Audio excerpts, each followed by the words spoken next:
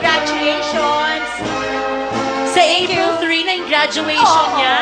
Kaya ho siya nakatoga ngayon dahil gagraduate na po siya sa April 3 bilang BS in Secondary Education. Ay, magti-teacher ka ba?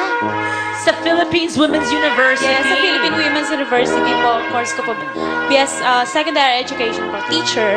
Wow. If you were to describe your experience sa school, paano mo i-describe yung school experience mo in a way of song? Ngayon po. Ayun, ito yung pinanghahawakan ko simula nung graduate po ako nung high school. Ito po yung graduation song namin by Lea Salonga. Ay. At pagmasdan, makakamit lahat ng inaasam, unti-unting maabot ang mga pangarap mo. Kung nais pa'y lumipad sa rurok ng iyong isipan, ibigay lang ang lahat ng makakaya mo. Kahit hindi mo pa panahon, ngayon pa lang, tagumpay ka na. Nakakaloka naman sa show na to. Ang aga-aga, ganyan ang mga boses. Paano kaya paggabi na? Ako nga, paus-paus pa eh. But anyway, si Jed never pumiyok sa mga singing contest. But si Hindi. Larnie once, di ba? Hindi, nung sumali sila sa singing contest, si Jed, binawi yung -1 niya. Bakit binawi? Hindi, ano yun, first contest ko nung grade 6 po ako noon. Nung mga time na yon hindi pa ako bumibili ng mga -1. So, humihiram lang po ako. So, hiniram ko yung -1 ng classmate ko. Pero nung on the day of the contest, biglang hindi na sinabi, binawi. At yung kantang napili ko, kakantahin niya rin pala, sasali rin pala siya sa contest. Kaya sabi ko kahit ano na lang. Anong ginawa mo?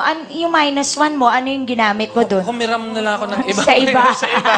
At saka yung kantang yon andyan sa album na yan, yung A Smile in Your Heart. Kaya sobrang memorable yung kantang yon. Talaga. Si ano naman, ang hindi pumipiyok sa contest. Ay, siya hindi pumipiyok. Oo, sila Arnie. Siya ba? O si Jed? Siya ang pumiyok. Siya ang pumiyok. Okay, meron po talaga? akong experience na gano'n. Nung first year high school po ako, bigla akong sinabak ng tito ko sa singing contest sa barangay namin. So, parang yun yung pinaka sobrang formal na competition na ginanon ko, pinagsalihan ko. So, sobrang napahiya talaga ako nun kasi pumiyok. Ay, sinusumpa ko yung song na yung One Moment in Time.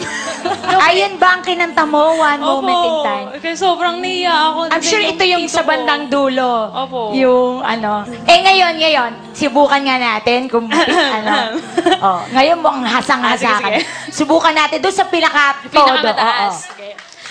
Give me one moment in time when I'm racing with destiny. Lagot. And then is that one moment of time I will be